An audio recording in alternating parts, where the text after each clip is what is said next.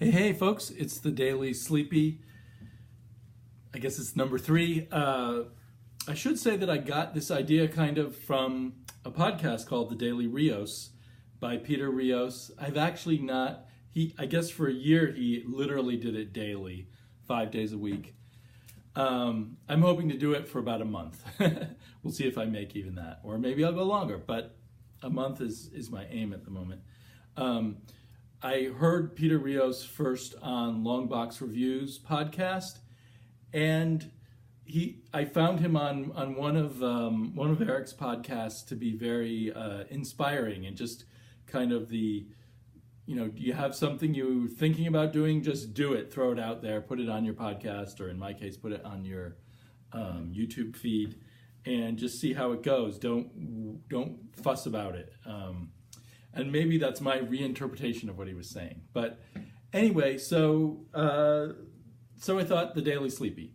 But today is the easy day on the Daily Sleepy because it's Comic Book Wednesday and I got a bunch of crap and I can just show you that junk. Including this, the second Halloween decoration I purchased this year so far. So I bought some trades and comics today at my comic book shop, and then some more stuff came in from in-stock trades. So, as always, an embarrassment of riches. So the trades I got was low number 3 and low number 4. I have 1 and 2 buried away somewhere. I feel like I need to go back and reread number 2 because I don't remember that much anymore. Low number 1 left a strong memory. And the reason I bought it is number 4, I think, came out today, or it was on my shop's new trades shelf, which isn't necessarily always that up to date, but it might have come out today. And that reminded me I hadn't gotten number 3. So I picked those up. And then on Twitter, this morning, I predicted that I was getting 15 comics this week, which is a lot for me, but I think I got even more. So things are getting crazy. I've pretty much been going through a period of uncontrolled comic book consumption. So one thing I got was Atom Hawk Zero. I'm not sure if this came out this week. My shop owner just realized that it had been on my list. I didn't even remember putting it on my list, but it's pretty cool. I think I just put it on my list because Donnie Cates is the writer. The shop owner thinks this is it. It's just a one-shot. And it's reprints of stuff from Heavy Metal magazine, but now it's being published by Image. So that's interesting because I think Heavy Metal puts out individual issues too, but maybe they didn't, maybe Image is saying, Donnie Cates, what else have you got? You're the hot writer now. We want anything we can publish by you. So it looks like maybe there's extra art here along with the story, such as it is, which looks sort of cosmic psychedelic. The artist is not Donnie Cates. It's someone named Biederman, I guess. I don't know. Ian Biederman or Betterman did the art, and he must have done the colors too. So it'll be fun to read this. I don't have high expectations. And then, not on my pull list, but you might remember last time, 2 weeks ago, it came on my pull list. It came in my pull even though I dropped it. And then I found, as you may have seen in another video, that I decided I am enjoying, at kind of a low level, this James Robinson arc on Wonder Woman, featuring Darkseid's daughter and baby Darkseid and all that kind of stuff. So I just picked this up off the shelf. Hopefully he'll keep getting Wonder Woman at least for as long as the arc lasts. I think I'm not going to officially put it back on my pull list because I don't want to drive my shop crazy. Batman Detective Comics. I wasn't feeling it last issue, so I didn't finish reading Detective Comics last issue with its focus on Mr. Oz and Red Robin and all of that. I need to go back and finish reading it. Just wasn't in the mood for more Mr. Oz. Mr. Miracle, another brilliant cover. I hope to do a video about the first 3 Mr. Miracle issues after I read this. I liked the first 2 issues, but I left a lot of questions in my mind. Okay, this is becoming a pain in the neck. I can't get myself psyched to start reading Ghost Money. I think this is issue 3 of 10. I have it on my pull list. At this point, I've got 3 issues. Maybe I should get all 10. I should probably hurry up and read the first 3 issues and decide if I want to drop it before I get any deeper in. Super psyched. I think Royal City here by Jeff Lemire, art and writing and colors, I think. It was on a brief hiatus, not too long. And now it's back, so I'm super psyched about that. I heard someone else saying, maybe it was Ghost Critic on his video, that it's going to be about going back in time to talk more about the teenage lives of these characters. So if so, I'm interested. Gru, Play of the Gods. Gru is always near the top of my pile to read. Love the art, love the stories, love the color. Gru is just still as good or even better than ever for me. The Divided States of Hysteria, issue 5. I liked issue 1 through 3. I really had problems with issue 4, even though it didn't have the controversial cover on it. I really had difficulties with it. I don't know if I'll ever do a video about that, but his attitudes about kinky sex and violence and politics mixed together just didn't really rub me the right way. Ew, that's a gross cover. I'm way behind on my reading of American Gods. I'm kind of almost getting it for the covers, but also just because I like the idea of comparing the novel to the comic book. But I may also look for some stopping point where I can drop it and then I can pick it up in trades later, or maybe the dollar bins. Because I'm betting a lot of these are going to end up in the dollar bins, a lot of these American Gods. Kind of psyched for this. Crime Destroyer. I feel like this would be the 3rd issue of Crime Destroyer, but I guess it's the 2nd issue of Crime Destroyer. It's one of these, what's it called? Not All American. Oh, it doesn't say on the cover anymore. Something all-time comics. There's no American in it. Which is in some weird way underground homage to Bronze Age comics. It only occasionally works, but I still get a kick out of it. It's on this faux newsprint paper with the crazy coloring and stuff. So a few of the issues have been very enjoyable. And by that I'm talking about not just about Crime Destroyer, but all the all-time comics, which feel like one project that pretends to be multiple comics. Totally psyched for Birthright, another near the top of the pile kind of comic. This is a very intense looking cover. Just the covers are not that great, but great art on the inside, great storytelling. In my opinion, Josh Williamson's best work. And very good work. One of the best of the fantasy comics out there.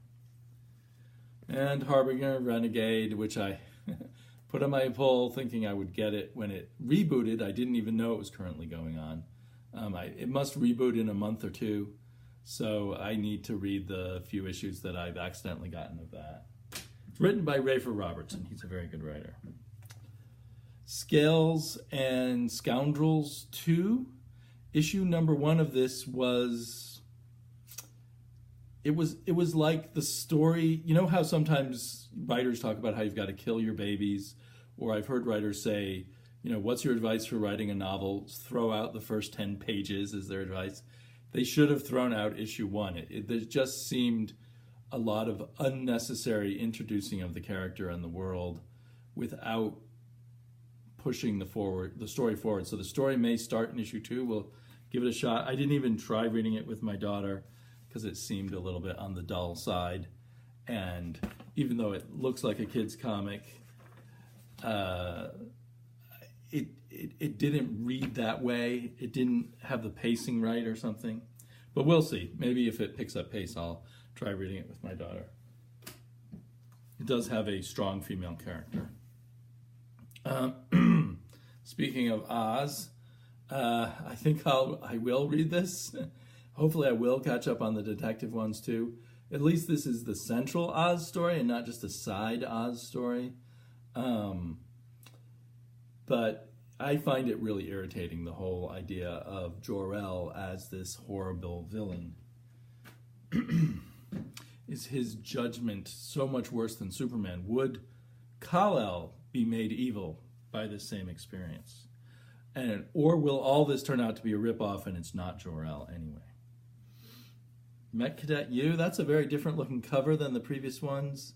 This one is enjoyable enough, but just enough. It doesn't knock my socks out or anything. It's kind of standard feeling, at least for the first two issues. I did hear Greg Pak say that it has now been extended to an ongoing. Originally it just had a 4-issue contract, but it's sold well and it'll be ongoing. And I'm, since it's an indie creator-owned book, I'm willing to go for the ride. I still kind of like the giant robot idea. So see how he develops his world and stuff is interesting enough for me, but I'm not going to recommend it for other people to run out and get. I want to do a video about Sacred Creatures. This is kind of an under-the-radar book as far as I can tell. It's really good. It's really good. And it's odd because it seems to be coming out quite regularly, but I think each issue has 38, 40 pages of story, and it costs $1 more than your average comic, but definitely worth it. It feels almost like you've read a trade with each issue. And it starts out slow, but as you see the story unfold, it's very clever. Low on my list, but sort of fun popcorn reading has been Hal Jordan and the Green Lantern Corps, which I jumped on when these Jack Kirby characters showed up. They seem to have nothing to do with the rest of the continuity of where the New Gods are in DC Comics, but it was okay. I'll just keep reading this for a while. And last, but no doubt not least, is The Grass Kings, although it feels like the last issue of Grass Kings came out quite recently, and it was a bit duller and more of a, okay, dialogue. What is anything really happening? Do I really care about what these people are talking about? A number of pages like that. So hopefully it won't continue that way. As often is the case, a very cool first 2 pages, starting with the cover, and of course, that incredible cover stock.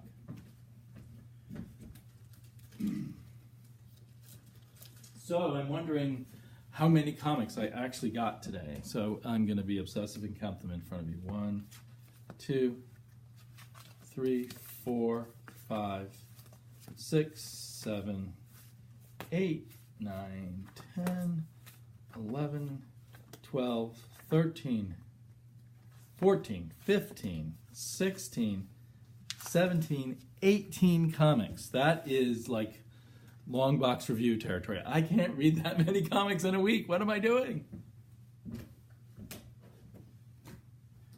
And I'm buying trades. And I got some very exciting stuff in the mail from In-Stock Trades.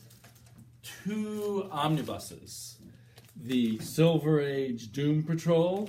Is it volume 1 or is this the entire Silver Age Doom Patrol? I'm not sure. Maybe it is. It looks really cool. I was leafing through it.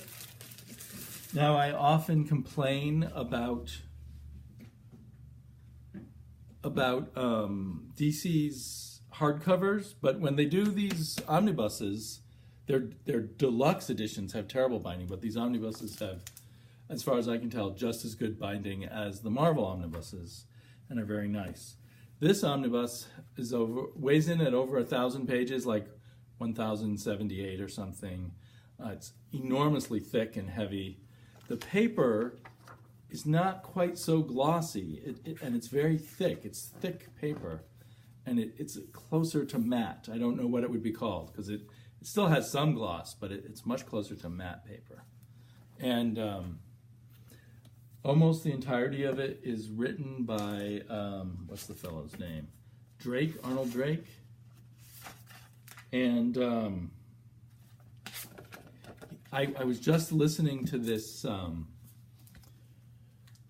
audiobook about Marvel versus DC, the history of Marvel versus DC. and they talk about how Arnold Drake and one other DC employee really early on in the Marvel age came to DC editors and publishers and said, you really should pay attention to what Marvel's doing. They're really onto something. And they were told they were total idiots and to just shut up. But then also, I think it was on a podcast, and not in that same book, but I can't remember where I got my information. They talked about how, till the end, Arnold Drake felt that Stan Lee had stolen the X-Men idea from the Doom Patrol, although the Doom Patrol was published 3 months before the X-Men, and back then there was like more than a 3-month lead time for the publication of comics. So if you first had the idea of a comic and got it started, it was probably more than 3 months before the current comics were on the shelf. So it seems hard to believe that Stan Lee did steal this idea, although there are a lot of remarkable coincidences. And some names that are alike. There's some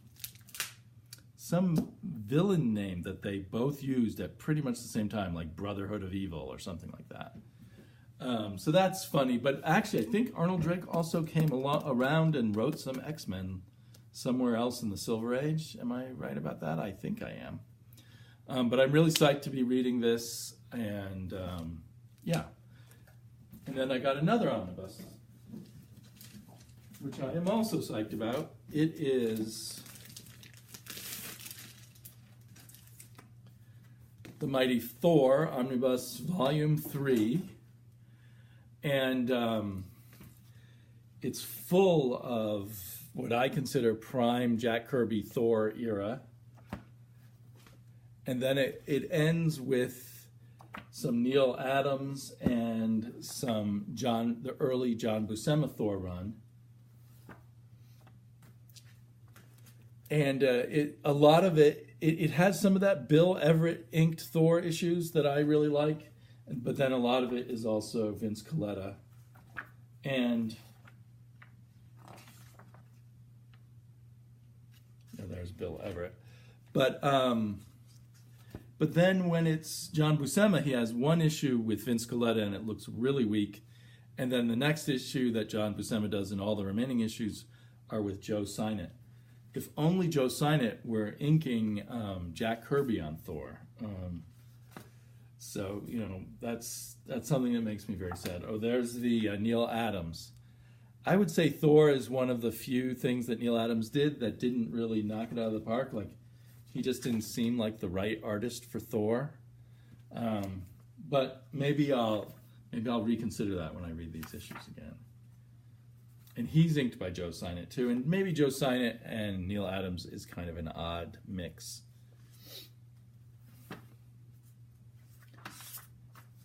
There's some of the John Buscema. So this has over 1,000, or just about 1,000 pages.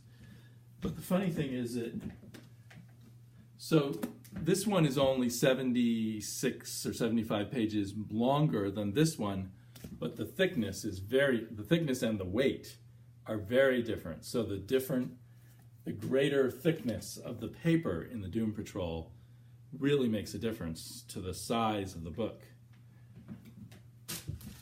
And I wonder, as I'm reading it, if I'm going to wish they had used the thinner paper to make it a bit lighter. The Marvel paper is also glossier. I think I like the slightly more matte paper better. I don't know which, in terms of knowledge about paper, which paper is better.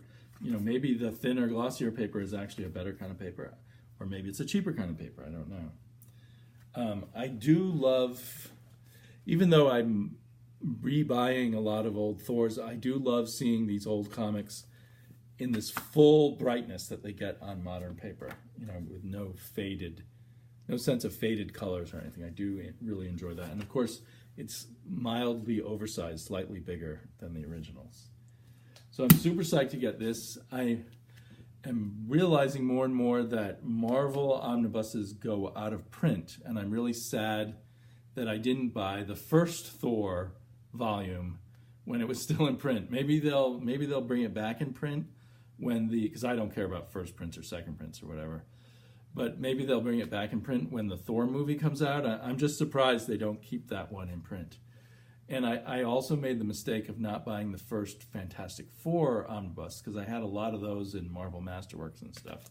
But now I wish I have everything I can in the omnibuses, which is why you see me buying a lot of omnibuses despite their expense, because I know I'm going to want them for a long time, and so I better grab them now in case they go to print, because then you see them for sale on Amazon for $1,000 or something insane like that. So I will be back with another video, hopefully tomorrow. Gabba gabba hey.